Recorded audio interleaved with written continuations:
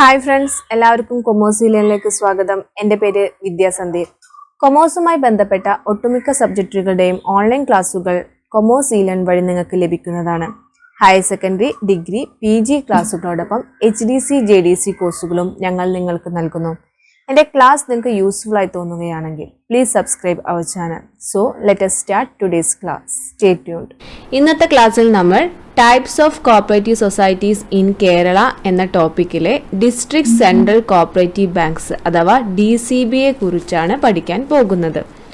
Last ക്ലാസ്സിൽ നമ്മൾ ഈ ഒരു ടൈപ്സ് ഓഫ് കോപ്പറേറ്റീവ് സൊസൈറ്റീൻ്റെ അണ്ടറിൽ PACSനെ കുറിച്ചായിരുന്നു പറഞ്ഞിരുന്നത്. നിങ്ങൾക്ക് ഞാൻ കഴിഞ്ഞ ക്ലാസ്സിൽ നമ്മൾ types of cooperative society in കേരളയുടെ ഡിഫറെൻറ്റ് ക്ലാസിഫിക്കേഷൻ ഏതാണെന്നൊക്കെ ഞാനിങ്ങനെ ഒരു ഫ്ലോ ചാർട്ടായിട്ട് കാണിച്ചു തന്നിരുന്നു. അതിൽ നമ്മൾ PACS എന്താണെന്ന് ഡീറ്റെയിൽ ആയിട്ട് പഠിച്ചു. PACS എന്ന് പറഞ്ഞെങ്കിൽ primary agriculture credit societies. Okay, അപ്പോൾ ഇന്ന് നമുക്ക് ഡീറ്റെയിൽ ആയിട്ട്, അതായത് അഗ്രികൾച്ചർ ക്രെഡിറ്റ് കോപ്പറേറ്റീവ് സൊസൈറ്റിയിലെ ഷോർട്ട് ടേം അല്ലെങ്കിൽ medium term agriculture loans provide ചെയ്യുന്ന 3 ടയർ സ്ട്രക്ചറിലുള്ള DCBയെ കുറിച്ചാണ് ഡീറ്റെയിൽ ആയിട്ട് പഠിക്കാൻ പോകുന്നത്. അപ്പോൾ എന്താണ് DCB, അതിൻ്റെ ഡിഫറെൻറ്റ് ഒബ്ജക്റ്റീവ്സ് എന്തൊക്കെയാണ്, അങ്ങനെയുള്ള കാര്യങ്ങളൊക്കെ നമുക്ക് ഡീറ്റെയിൽ ആയിട്ട് നോക്കാം. ആദ്യമായിട്ട് നമുക്ക് ഒരു ഡിസ്ട്രിക്ട് കോപ്പറേറ്റീവ് ബാങ്ക് അഥവാ DCB എന്താണെന്ന് നമുക്ക് നോക്കാം. District cooperative banks occupy the middle level position in the 3 tier cooperative credit structure of the country. നമ്മൾ പറഞ്ഞിരുന്നു നമ്മുടെ കോപ്പറേറ്റീവ് ക്രെഡിറ്റ് സ്ട്രക്ചറിൽ 3 ടയർ സ്ട്രക്ചർ ആണ് ഉള്ളതെന്ന് പറഞ്ഞിരുന്നു അല്ലേ. ഏറ്റവും താഴെ primary agriculture credit societies, then middle ലെവലിൽ DCB, ദെൻ ഏറ്റവും അപ്പെക്സ് ലെവൽ, ഏറ്റവും മുകളിലത്തെ തട്ടിലുള്ളത് ഏതാണ്? നമ്മുടെ കേരള സ്റ്റേറ്റ് കോപ്പറേറ്റീവ് ബാങ്ക്. അപ്പം മിഡിൽ ലെവലിൽ വരുന്നതാണ് ഏത്? ഈ ഒരു DCB എന്ന് പറയുന്നത്.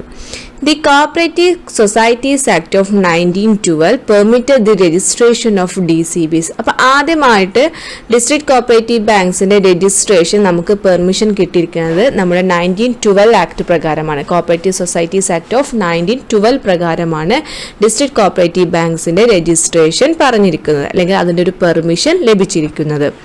First full-fledged DCB as per the provisions of the Act of 1912 was started in Jabalpur district of the Central Province. അപ്പോൾ ആദ്യത്തെ ഡിസ്ട്രിക്ട് കോപ്പറേറ്റീവ് ബാങ്ക് 1912 ആക്ട് പ്രകാരം രൂപീകരിച്ചു. അത് രൂപീകരിച്ചിരിക്കുന്നത് ജബൽപൂർ ഡിസ്ട്രിക്റ്റിലായിരുന്നു. അപ്പോൾ ഇതാണ് ബേസിക്കലി ഒരു ഡിസ്ട്രിക്ട് കോപ്പറേറ്റീവ് ബാങ്കിനെ കുറിച്ച് പഠിക്കാനുള്ളത്. അപ്പോൾ ഡിസ്ട്രിക്ട് കോപ്പറേറ്റീവ് ബാങ്ക് എന്ന് പറഞ്ഞിട്ടുണ്ടെങ്കിൽ നമ്മുടെ കോപ്പറേറ്റീവ് ക്രെഡിറ്റ് സ്ട്രക്ചറിലെ മിഡിൽ ലെവലിൽ നിൽക്കുന്നതാണ്. ദെൻ 1912 ആക്ട് പ്രകാരമാണ് DCBയുടെ രജിസ്ട്രേഷൻ പെർമിറ്റ് ചെയ്തിരിക്കുന്നത്. ദെൻ ഫസ്റ്റത്തെ, അതായത് 1912 ആക്ട് പ്രകാരം ആദ്യത്തെ DCB സ്റ്റാർട്ട് ചെയ്തത് ജബൽപൂർ ഡിസ്ട്രിക്റ്റിലായിരുന്നു. അപ്പോൾ ഈ ഒരു ജബൽപൂർ ഡിസ്ട്രിക്റ്റിൻ്റെ കാര്യം സാധാരണ എക്സാമിന് ചോദിക്കാറുണ്ട്. ഇനി നമുക്ക് ഡിസ്ട്രിക്ട് കോപ്പറേറ്റീവ് ബാങ്ക്സിൻ്റെ കുറച്ച് ഒബ്ജക്റ്റീവ്സ് പഠിക്കാം. അപ്പോൾ നമ്മൾ ഈ ഒരു ഡിഗ്രി ലെവലിലൊക്കെ ഉള്ള, അതുപോലെ JDC, HDC സ്റ്റുഡൻസിനൊക്കെ സാധാരണ DCBയുടെ ഒബ്ജക്റ്റീവ്സ് ആണ് എക്സാമിന് ചോദിക്കാറ്. അപ്പോൾ എന്തൊക്കെയാണ് ഒബ്ജക്റ്റീവ്സ് എന്ന് നോക്കാം. ഫസ്റ്റ് വൺ എന്ന് പറയുന്നത് to provide loans to affiliated societies. നമ്മൾ പറഞ്ഞു ഡിസ്ട്രിക്ട് കോപ്പറേറ്റീവ് ബാങ്ക് എന്ന് പറയുന്നത് മിഡിൽ ലെവലാണ്. അപ്പോൾ മിഡിൽ ലെവലായതുകൊണ്ട് തന്നെ ഡിസ്ട്രിക്ട് കോപ്പറേറ്റീവ് ബാങ്കിൽ അഫിലിയേറ്റ് ചെയ്തിരിക്കുന്നത് അതിന് തൊട്ട് താഴെയുള്ള പ്രൈമറി കോപ്പറേറ്റീവ് സൊസൈറ്റീസ് ആണ്. ഓക്കെ, അപ്പോൾ ആ പ്രൈമറി കോപ്പറേറ്റീവ് സൊസൈറ്റീസിനൊക്കെ എന്ത് ചെയ്യാം? ലോൺസ് ഒക്കെ പ്രൊവൈഡ് ചെയ്യുക എന്നത് DCBയുടെ ഒരു ഒബ്ജക്റ്റീവാണ്. രണ്ടാമത്തെ പറഞ്ഞത് to act as a balancing centre of finance for primary societies when they face shortage and by serving as a clearing house for their surplus funds. പിന്നെ എന്താണ്? ഒരു ബാലൻസിങ് സെന്റർ ആയിട്ട്, ഫിനാൻസിന്റെ ഒരു ബാലൻസിങ് സെന്റർ ആയിട്ട് ഈ DCB വർക്ക് ചെയ്യുന്നുണ്ട്. അതായത് ഈ DCBയുടെ അണ്ടറിലുള്ള ഒരുപാട് പ്രൈമറി സൊസൈറ്റീസ് ഉണ്ട്. അപ്പോൾ ആ പ്രൈമറി സൊസൈറ്റിയിൽ ഒരുപാട് ഫണ്ട് ഷോർട്ടേജ് ഉള്ള സൊസൈറ്റീസും ഉണ്ടായിരിക്കും, അതുപോലെ സർപ്ലസ് ഫണ്ടുള്ള സൊസൈറ്റീസും ഉണ്ടായിരിക്കും. അപ്പോൾ നമ്മൾ DCB എന്ത് ചെയ്യും? ഈ പ്രൈമറി സൊസൈറ്റി, അതായത് സർപ്ലസ് ഫണ്ടുള്ള പ്രൈമറി സൊസൈറ്റിയിൽ നിന്ന് ആ ഫണ്ട് നമ്മുടെ ഷോർട്ടേജ് ഫേസ് ചെയ്യുന്ന പ്രൈമറി സൊസൈറ്റിക്ക് എന്ത് ചെയ്യും? സപ്ലൈ ചെയ്യും. ഓക്കെ, അപ്പോൾ അങ്ങനെയാണ് നമ്മളൊരു ബാലൻസിങ് സെന്റർ ആയിട്ട് ഈ DCB വർക്ക് ചെയ്യുന്നുണ്ടെന്ന് പറയാം. അതായത് എല്ലാവരുടെയും DCBയുടെ അണ്ടറിലുള്ള എല്ലാ സൊസൈറ്റിയും ഈക്വലി ഡെവലപ്പ് ചെയ്യുക, അല്ലെങ്കിൽ ഒരു ബാലൻസ്ഡ് ആയിട്ട് ഡെവലപ്പ് ചെയ്യുക എന്നതാണ് DCBയുടെ ഒബ്ജക്റ്റീവ്. അപ്പം എവിടെയാണോ ഫണ്ട് കൂടുതലുള്ളത് അവിടുന്ന് ഫണ്ട് കളക്ട് ചെയ്തിട്ട് ഏത് സൊസൈറ്റിയിലാണോ കുറഞ്ഞ ഫണ്ട് ഉള്ളത് അല്ലെങ്കിൽ ഷോർട്ടേജ് ഓഫ് ഫണ്ട് എന്ന പ്രോബ്ലം ഫേസ് ചെയ്യുന്നത് അവർക്ക് ഫണ്ട് കൊടുക്കും. ദെൻ നെക്സ്റ്റ് പറഞ്ഞത് to arrange for the supervision and control of the affiliated society. പിന്നെ DCBയുടെ അണ്ടറിലുള്ള അഫിലിയേറ്റ് ചെയ്തിരിക്കുന്ന സൊസൈറ്റീസിനെയൊക്കെ സൂപ്പർവൈസ് ചെയ്യാം. ദെൻ അവരുടെ ഫങ്ഷൻസും ആക്ടിവിറ്റീസും ഒക്കെ കൺട്രോൾ ചെയ്യുക എന്നതും DCBയുടെ ഒബ്ജക്റ്റീവാണ്. ദെൻ ഫോർത്ത് പോയിന്റ് പറയുന്നത് to raise deposit from members and non members. അതായത് DCB ഡെപ്പോസിറ്റ് മുഖാന്തരം അവരുടെ ഫണ്ടിന്റെ സോഴ്സസ് കണ്ടെത്താറുണ്ട്. ഓക്കെ, ഡെപ്പോസിറ്റ് എന്ന് പറയുന്നത് മെമ്പേഴ്സിന്റെ അടുത്തുനിന്നും നോൺ മെമ്പേഴ്സിന്റെ അടുത്തുനിന്നും എന്ത് ചെയ്യാറുണ്ട്, വാങ്ങിക്കാറുണ്ട്. അപ്പൊ അങ്ങനെ ഡിസ്ട്രിക്ട് കോഓപ്പറേറ്റീവ് ബാങ്ക് എന്ത് ചെയ്യാണ്, അവരുടെ ഡേ ടു ഡേ ഉള്ള ഫംഗ്ഷൻസിന് വേണ്ട ഫണ്ട് കണ്ടെത്തുകയാണ്. Then അടുത്ത പറഞ്ഞത് to provide a safe place for the investment of the resources of the primary societies. പിന്നെ പ്രൈമറി സൊസൈറ്റീസിന് എന്ത് ചെയ്യാം, അവരുടെ കയ്യിൽ എക്സ്ട്രാ ഉള്ള ഫണ്ട് അവർക്ക് എവിടെ ഇൻവെസ്റ്റ് ചെയ്യാം, ഈ ഡിസ്ട്രിക്ട് കോഓപ്പറേറ്റീവ് ബാങ്കിൽ ഇൻവെസ്റ്റ് ചെയ്യാം. ഡിസ്ട്രിക്ട് കോഓപ്പറേറ്റീവ് ബാങ്ക് അത് വളരെ സെക്യൂർഡ് ആയിട്ട് വളരെ സേഫ് ആയിട്ട് എന്ത് വെക്കും, സൂക്ഷിച്ച് വെക്കാറുണ്ട്. ഇതിന് അടുത്ത് പറഞ്ഞ to convene conferences of the member societies. പിന്നെ മെമ്പർ സൊസൈറ്റീസിന് വേണ്ടിയിട്ട് കോൺഫറൻസുകളൊക്കെ ആര് കണ്ടക്ട് ചെയ്യും, നമ്മുടെ ഡിസ്ട്രിക്ട് കോഓപ്പറേറ്റീവ് ബാങ്ക് കണ്ടക്ട് ചെയ്യും. കാരണം ഈ കോൺഫറൻസ് ഒക്കെ കണ്ടക്ട് ചെയ്യാന്ന് പറഞ്ഞിട്ടുണ്ടെങ്കിൽ വളരെ എക്സ്പെൻസീവ് ആയുള്ള കാര്യമാണ്. അപ്പൊ അതിനൊക്കെ നമ്മുടെ പ്രൈമറി സൊസൈറ്റീസിനൊന്നും അതിനുള്ള ഫിനാൻഷ്യൽ കപ്പാസിറ്റി ഉണ്ടായിരിക്കില്ല. അപ്പൊ അവർക്ക് പകരം അല്ലെങ്കിൽ അവരുടെ ഈ പ്രോബ്ലംസും ബാങ്കിങ്ങുമായി ബന്ധപ്പെട്ട പ്രോബ്ലംസും ഇഷ്യൂസും ഒക്കെ അവർക്ക് ഡിസ്കസ് ചെയ്യാൻ വേണ്ടിയിട്ട് ഒരു കോൺഫറൻസസ് നമ്മുടെ ഡിസ്ട്രിക്ട് കോഓപ്പറേറ്റീവ് ബാങ്ക് എന്ത് ചെയ്യും, അറേഞ്ച് ചെയ്യാറുണ്ട്. Then next പറഞ്ഞത് to prescribe uniform procedure for the working of primary societies. പിന്നെ പ്രൈമറി സൊസൈറ്റിയുടെ വർക്കിങ്ങിന് വേണ്ടിയിട്ട് ഒരു യൂണിഫോമാലിറ്റി അല്ലെങ്കിൽ ഒരു യൂണിഫോം പ്രൊസീജിയർ എന്ത് ചെയ്യാറുണ്ട്, നമ്മുടെ DCB നൽകാറുണ്ട്. അപ്പൊ എല്ലാവർക്കും ഒരേപോലെ അല്ലെ, ഏതെങ്കിലും ഒരു കോഓപ്പറേറ്റീവ് സൊസൈറ്റിക്ക് ചില കാര്യങ്ങൾ ഇളവോ അല്ലെങ്കിൽ ഏതെങ്കിലും ഒരു കോഓപ്പറേറ്റീവ് സൊസൈറ്റിക്ക് കൂടുതലായിട്ടുള്ള റൂൾസ് ആൻഡ് റെഗുലേഷൻസോ ഒന്നുമില്ല. എല്ലാവരും ഒരു ഡിസ്ട്രിക്ട് കോഓപ്പറേറ്റീവ് ബാങ്കിന്റെ അണ്ടറിലുള്ള എല്ലാ പ്രൈമറി സൊസൈറ്റീസും ഒരേ രീതിയിലായിരിക്കണം ഫംഗ്ഷൻ ചെയ്യേണ്ടത്. അടുത്ത പറഞ്ഞിട്ട് develop and extend banking facilities in rural areas. പിന്നെ DCBയുടെ ഒരു ഒബ്ജക്റ്റീവ് ആണ് നമ്മൾ റൂറൽ ഏരിയാസിൽ എന്ത് ചെയ്യുക, ബാങ്കിങ് ഫെസിലിറ്റീസ് ഡെവലപ്പ് ചെയ്യുക എന്നത്. നെക്സ്റ്റ് പറഞ്ഞത് to maintain and utilise subsidiary state partnership fund. ഈ സബ്സിഡറി സ്റ്റേറ്റ് പാർട്ണർഷിപ്പ് ഫണ്ട് എന്ന് പറഞ്ഞിട്ടുണ്ടെങ്കിൽ ഡിസ്ട്രിക്ട് കോഓപ്പറേറ്റീവ് ബാങ്കിനെ തൊട്ട് മുകളിലുള്ള അപ്പെക്സ് സൊസൈറ്റി, അതായത് കേരള സ്റ്റേറ്റ് കോഓപ്പറേറ്റീവ് ബാങ്ക്. ഈ കേരള സ്റ്റേറ്റ് കോഓപ്പറേറ്റീവ് ബാങ്ക് അവരുടെ പ്രിൻസിപ്പൽ സ്റ്റേറ്റ് പാർട്ണർഷിപ്പ് ഫണ്ടിൽ നിന്ന് ഒരു ഫണ്ട് ഡിസ്ട്രിക്ട് കോഓപ്പറേറ്റീവ് ബാങ്കിന് നൽകും.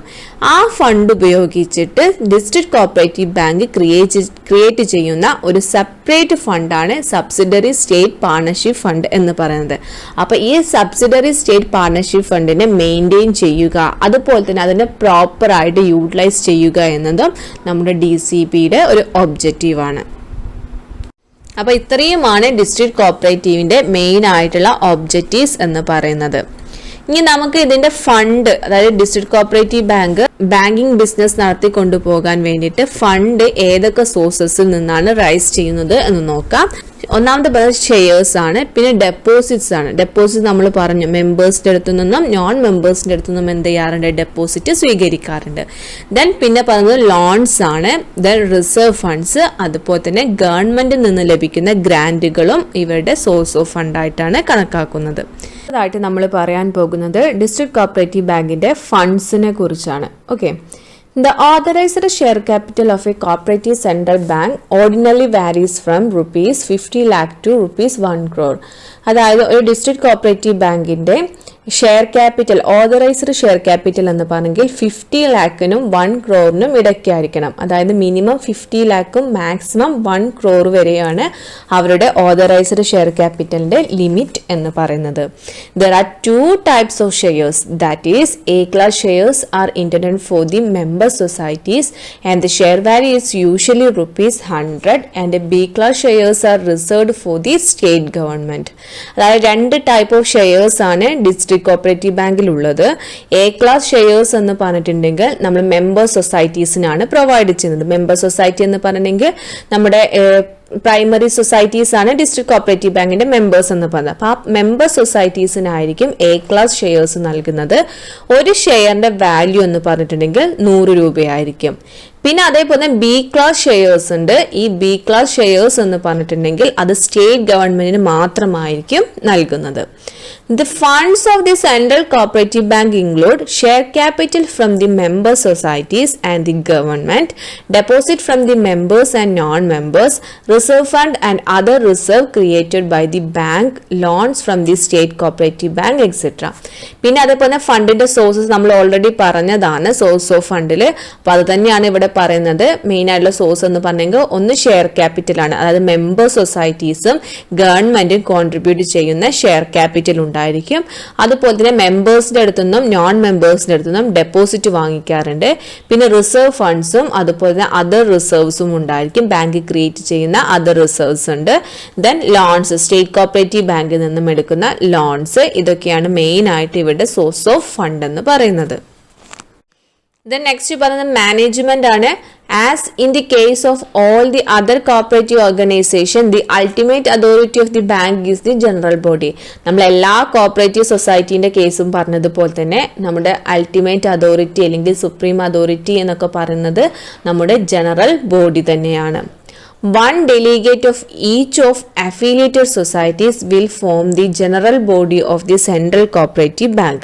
A delegate can be removed or replaced by another at the will of the society which has elected him as a delegate.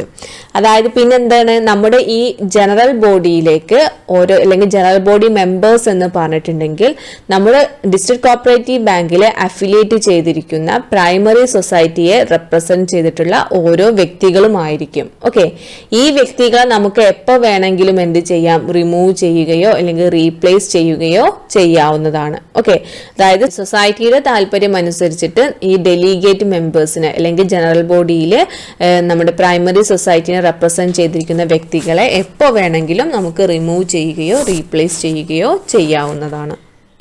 Then അടുത്ത നമ്മുടെ board of മാനേജ്മെന്റിനെ കുറിച്ചാണ് പറയുന്നത്. ബോർഡ് ഓഫ് മാനേജ്മെന്റ് എന്ന് പറയുന്നത് നമ്മുടെ managing committee. Okay, the board of management consist of 3 category of members. 3 category of members ആണ് ബോർഡിലുള്ളത്. They are delegate from the member society at the rate of at least 1 per taluk. അതായത് നമ്മൾ member സൊസൈറ്റിയെ represent ചെയ്തിട്ട് ഓരോ വ്യക്തികളും നമ്മുടെ ബോർഡ് ഓഫ് മാനേജ്മെന്റിൽ ഉണ്ടായിരിക്കും. അത് പറയുന്നുണ്ട് അറ്റ്ലീസ്റ്റ് 1 per താലൂക്ക്. ഒരു താലൂക്കിൽ നിന്നും ഒരു വ്യക്തിയെങ്കിലും ഉണ്ടായിരിക്കണം. Okay, then 2 government nominees. Government nominees 2 പേരുണ്ടായിരിക്കും. Then 1 nominee of the Kerala state cooperative bank. പിന്നെ നമ്മുടെ അപ്പെക്സ് ബാങ്ക്, അതായത് കേരള സ്റ്റേറ്റ് കോപ്പറേറ്റീവ് ബാങ്ക് ആണ്. അപ്പോൾ ആ അപ്പെക്സ് ബാങ്കിന്റെ നോമിനേറ്റ് ചെയ്തിട്ട് ഒരു വ്യക്തി നമ്മുടെ ബോർഡ് ഓഫ് മാനേജ്മെന്റിൽ ഉണ്ടായിരിക്കും. The member of the board of directors shall hold office for a period of 3 years. പിന്നെ നമ്മുടെ ഈ ബോർഡിന്റെ ഒരു ഡ്യൂറേഷൻ, അതായത് അവരുടെ കാലാവധി എന്ന് പറഞ്ഞെങ്കിൽ 3 years ആയിരിക്കും. 3 years കൂടുമ്പോൾ ബോർഡ് മെമ്പേഴ്സ് എന്ത് ചെയ്യാറുണ്ട്, ചേഞ്ച് ചെയ്യാറുണ്ട്. ദെൻ ബോർഡിന് പുറമെ നമ്മുടെ മാനേജ്മെന്റിൽ ഒരു എക്സിക്യൂട്ടീവ് കമ്മിറ്റി ഉണ്ട്. For the prompt transaction of business a board of management delegate some of its powers and functions to an executive committee consisting of 5 members. അതായത് നമ്മുടെ ബോർഡ് ഓഫ് മാനേജ്മെന്റിന്റെ കുറച്ച് ഫങ്ഷൻസ് അല്ലെങ്കിൽ അവരുടെ പവേഴ്സ് എല്ലാം അവർ ഒരു 5 members ഉള്ള ഒരു എക്സിക്യൂട്ടീവ് കമ്മിറ്റിക്ക് ഡിവൈഡ് ചെയ്ത് കൊടുത്തിട്ടുണ്ട് അല്ലെങ്കിൽ ഡെലിഗേറ്റ് ചെയ്ത് കൊടുത്തിട്ടുണ്ട്. Okay, apart from the president and the vice president, 2 elected members of the board and 1 representative of the state cooperative bank will form the executive committee. അപ്പോൾ എക്സിക്യൂട്ടീവ് കമ്മിറ്റി ഫോം ചെയ്യുന്നത് ഒന്ന് നമ്മുടെ president ഉണ്ടായിരിക്കും, അതുപോലെ vice president ഉണ്ടായിരിക്കും, അതുപോലെ തന്നെ നമ്മുടെ ബോർഡിൽ നിന്ന് എലക്ട് ചെയ്തിരിക്കുന്ന 2 മെമ്പേഴ്സ് ഉണ്ടായിരിക്കും. Then 1 representative of state cooperative bank, നമ്മുടെ അപ്പെക്സ് ബാങ്കിനെ റെപ്രസെന്റ് ചെയ്തിട്ട് ഒരു വ്യക്തിയും എവിടെ ഉണ്ടായിരിക്കും, നമ്മുടെ എക്സിക്യൂട്ടീവ് കമ്മിറ്റിയിൽ ഉണ്ടായിരിക്കും. അങ്ങനെ ടോട്ടൽ 5 members ആയിരിക്കും എക്സിക്യൂട്ടീവ് കമ്മിറ്റിയിൽ ഉണ്ടാവുക. The general manager is the chief executive of the bank and he is responsible for the day-to-day administration of the bank. പിന്നെ നമ്മുടെ ഈ നമ്മുടെ കോപ്പറേറ്റീവ് ബാങ്ക്, ഡിസ്ട്രിക്ട് കോപ്പറേറ്റീവ് ബാങ്കിന്റെ ചീഫ് എക്സിക്യൂട്ടീവ് ആയിട്ട് നിൽക്കുന്നത് ജനറൽ മാനേജർ ആയിരിക്കും. അദ്ദേഹമായിരിക്കും നമ്മുടെ ബാങ്കിന്റെ ചീഫ് എക്സിക്യൂട്ടീവ് ആയിട്ട് പ്രവർത്തിക്കുന്നത്. ദെൻ അദ്ദേഹത്തിനാണ് നമ്മുടെ ബാങ്കിന്റെ ഡേ ടു ഡേ ആയിട്ടുള്ള അഡ്മിനിസ്ട്രേറ്റീവുമായി ബന്ധപ്പെട്ട എല്ലാ കാര്യങ്ങളുടെയും റെസ്പോൺസിബിലിറ്റി ഉണ്ടായിരിക്കുക.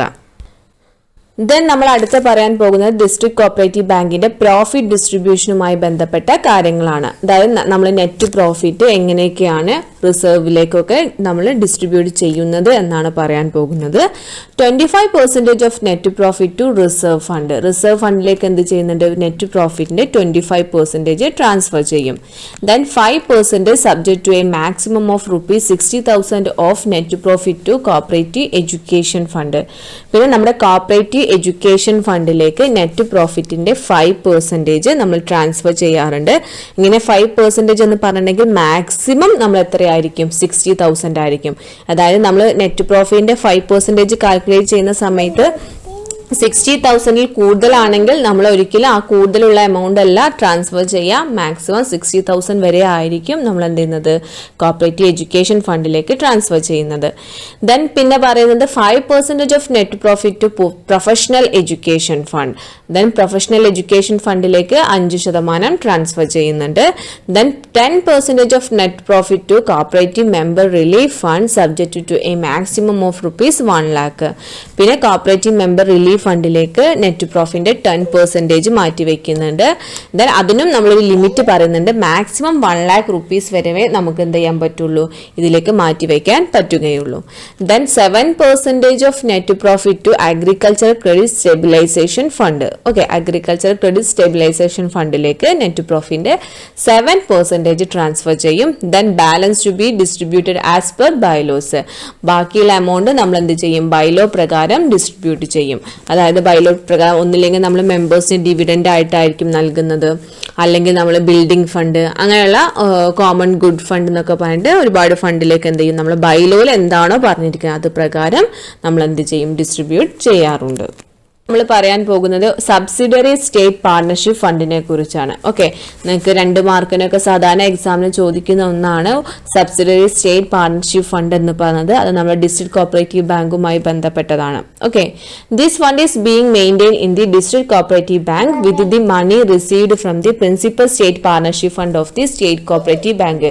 അതായത് സ്റ്റേറ്റ് കോപ്പറേറ്റീവ് ബാങ്ക് മെയിൻറ്റെയിൻ ചെയ്യുന്ന ഒരു ഫണ്ടാണ് പ്രിൻസിപ്പൽ സ്റ്റേറ്റ് പാർട്ണർഷിപ്പ് ഫണ്ട് എന്ന് പറയുന്നത്. ഓക്കെ, അപ്പൊ ഈ പ്രിൻസിപ്പൽ സ്റ്റേറ്റ് പാർട്ണർഷിപ്പ് ഫണ്ടിൽ നിന്ന് നമ്മൾ ഡിസ്ട്രിക്ട് കോപ്പറേറ്റീവ് ബാങ്കിന് ഒരു ഫണ്ട് ലഭിക്കാറുണ്ട്. ഓക്കെ, അതായത് നമ്മൾ സ്റ്റേറ്റ് കോപ്പറേറ്റീവ് ബാങ്ക് എന്ത് ചെയ്യും? ഡിസ്ട്രിക്ട് കോപ്പറേറ്റീവ് ബാങ്കിൽ നിന്ന് ഈ പ്രിൻസിപ്പൽ സ്റ്റേറ്റ് പാർട്ണർഷിപ്പ് ഫണ്ടിൽ നിന്ന് ഒരു നിശ്ചിത എമൗണ്ട് നൽകും. ആ നൽകുന്ന എമൗണ്ട് ഉപയോഗിച്ച് അല്ലെങ്കിൽ ഫണ്ട് ഉപയോഗിച്ചിട്ട് ഡിസ്ട്രിക്ട് കോപ്പറേറ്റീവ് ബാങ്ക് ക്രിയേറ്റ് ചെയ്യുന്ന ഒരു ഫണ്ടാണ് ഈ സബ്സിഡറി സ്റ്റേറ്റ് പാർട്ണർഷിപ്പ് ഫണ്ട് എന്ന് പറയുന്നത്. ഓക്കെ, അപ്പൊ പ്രിൻസിപ്പൽ സ്റ്റേറ്റ് പാർട്ണർഷിപ്പ് ഫണ്ടിൽ നിന്ന് ലഭിക്കുന്ന പണം ഉപയോഗിച്ചിട്ട് ഡിസ്ട്രിക്ട് കോപ്പറേറ്റീവ് ബാങ്ക് ക്രിയേറ്റ് ചെയ്യുന്ന ഫണ്ടാണ് സബ്സിഡറി സ്റ്റേറ്റ് പാർട്ണർഷിപ്പ് ഫണ്ട് എന്ന് പറയുന്നത്. It is to be utilized for purchasing shares in primary credit societies with a limited liability and for making payments to the state cooperative banks. ഇനി എന്തൊക്കെ പർപ്പസിന് വേണ്ടിയിട്ടാണ് ഈ subsidiary state partnership fund use ചെയ്യുന്നത് എന്നാണ് പറയുന്നത്. അതായത് ഒന്ന്, നമ്മുടെ ഡിസ്ട്രിക്ട് കോപ്പറേറ്റീവ് ബാങ്കിൽ അഫിലിയേറ്റ് ചെയ്തിരിക്കുന്ന പ്രൈമറി ക്രെഡിറ്റ് സൊസൈറ്റീസ് ഉണ്ടായിരിക്കും. അവരുടെ ഷെയർസ് പർച്ചേസ് ചെയ്യാൻ വേണ്ടിയിട്ട് ഈ ഒരു ഫണ്ട് നമുക്ക് യൂസ് ചെയ്യാവുന്നതാണ്. അതേപോലെ തന്നെ നമ്മുടെ സ്റ്റേറ്റ് കോപ്പറേറ്റീവ് ബാങ്ക്സിന് നമ്മൾ എന്തെങ്കിലും പേയ്മെന്റുകളൊക്കെ നൽകാനുണ്ടെങ്കിൽ, നമ്മുടെ അപ്പെക്സ് ബാങ്ക് ആണ്, ഓക്കെ, അവർക്ക് നമുക്ക് എന്തെങ്കിലും പേയ്മെന്റുകൾക്ക് നൽകാനുണ്ടെങ്കിൽ ആ പേയ്മെന്റ് നൽകാൻ വേണ്ടിയിട്ടും നമുക്ക് ഈ subsidiary state partnership fund utilise ചെയ്യാവുന്നതാണ്. In the event of the bank being wound up or dissolve, all money to the credit of the subsidiary state partnership fund should be transferred to principal state partnership fund maintained by the Kerala State Cooperative Bank. ഇനി നമ്മുടെ in case നമ്മുടെ society wound up ചെയ്യുകയോ അല്ലെങ്കിൽ dissolve ചെയ്യുന്ന situation ഒക്കെ വന്നാൽ നമ്മുടെ subsidiary state partnership ഫണ്ടിലെ എന്തെങ്കിലും എമൗണ്ട് ബാലൻസ് ആയിട്ടുണ്ടെങ്കിൽ അത് നമ്മൾ എവിടേക്ക് ട്രാൻസ്ഫർ ചെയ്യണം? നമ്മുടെ കേരള സ്റ്റേറ്റ് കോപ്പറേറ്റീവ് ബാങ്കിന്റെ അല്ലെങ്കിൽ നമ്മുടെ അപ്പെക്സ് ബാങ്കിന്റെ പ്രിൻസിപ്പൽ സ്റ്റേറ്റ് പാർട്ണർഷിപ്പ് ഫണ്ടിലേക്ക് ട്രാൻസ്ഫർ ചെയ്തിരിക്കണം. കാരണം നമ്മൾ ആ പ്രിൻസിപ്പൽ സ്റ്റേറ്റ് പാർട്ണർഷിപ്പ് ഫണ്ടിൽ നിന്ന് നൽകുന്ന പണം ഉപയോഗിച്ചിട്ടാണ് ഈ subsidiary state partnership fund create ചെയ്യുന്നത്. അപ്പം നമ്മൾ ഈ വൗണ്ടപ്പോ ഡിസോൾവ് വരുന്ന സമയത്ത് ഇതിൽ എന്തെങ്കിലും ബാക്കിയുണ്ടെങ്കിൽ തിരിച്ച് നമ്മൾ എവിടേക്കാണ് നൽകുക? പ്രിൻസിപ്പൽ സ്റ്റേറ്റ് പാർട്ണർഷിപ്പ് ഫണ്ടിലേക്ക് തന്നെ നൽകണം. ഓക്കെ, അപ്പോൾ ഇത്രയുമാണ് ഡിസ്ട്രിക്ട് കോപ്പറേറ്റീവ് ബാങ്കിനെ കുറിച്ച് ബേസിക് ആയിട്ട് പറയാനുള്ളത്. നമ്മൾ ഇന്നത്തെ ക്ലാസ്സിൽ ഡിസ്ട്രിക്ട് കോപ്പറേറ്റീവ് ബാങ്ക് എന്താന്ന് പറഞ്ഞു, അതിൻ്റെ ഒബ്ജക്റ്റീവ്സ് പറഞ്ഞു, പിന്നെ സോഴ്സ് ഓഫ് ഫണ്ട്, ദെൻ അതിൻ്റെ ടൈപ്സ്, മെമ്പർഷിപ്പിൻ്റെ ബേസിലാണ് നമ്മൾ എന്ത് ചെയ്യുന്നത് ടൈപ്സ് പറഞ്ഞിരിക്കുന്നത്. ദെൻ അതിൻ്റെ ഫണ്ടുകൾ പറഞ്ഞു. Then management, board of management, executive committee, profit distribution and finally subsidiary state partnership fund. Then finally നമുക്ക് പറയാനുള്ളത് types of district cooperative bank ആണ്. അതായത് ഡിസ്ട്രിക്ട് കോപ്പറേറ്റീവ് ബാങ്കിന്റെ മെമ്പർഷിപ്പിന്റെ അടിസ്ഥാനത്തിൽ അതിനെ 3 ക്ലാസിഫൈ ചെയ്തിട്ടുണ്ട്. അതുപോലെ യൂണിറ്ററി ഡിസ്ട്രിക്ട് കോപ്പറേറ്റീവ് ബാങ്ക്, അതുപോലെ ഫെഡറൽ, ദെൻ മിക്സഡ് ടൈപ്പ്, ഇങ്ങനെ 3 ക്ലാസിഫൈ ചെയ്തത്. First one, banks whose membership is open to individuals. അതായത് ഇൻഡിവിജ്വൽസിന് മാത്രം മെമ്പർഷിപ്പ് നൽകുന്ന ഡിസ്ട്രിക്ട് കോപ്പറേറ്റീവ് ബാങ്ക്സ് ഉണ്ട്. അങ്ങനെയുള്ള ഡിസ്ട്രിക്ട് കോപ്പറേറ്റീവ് ബാങ്കിനെ നമ്മൾ യൂണിറ്ററി കോപ്പറേറ്റീവ് ബാങ്ക്സ് എന്നാണ് പറയുന്നത്. ദെൻ രണ്ടാമത്തെ പറയുന്നത് banking unions or federal societies ആണ്.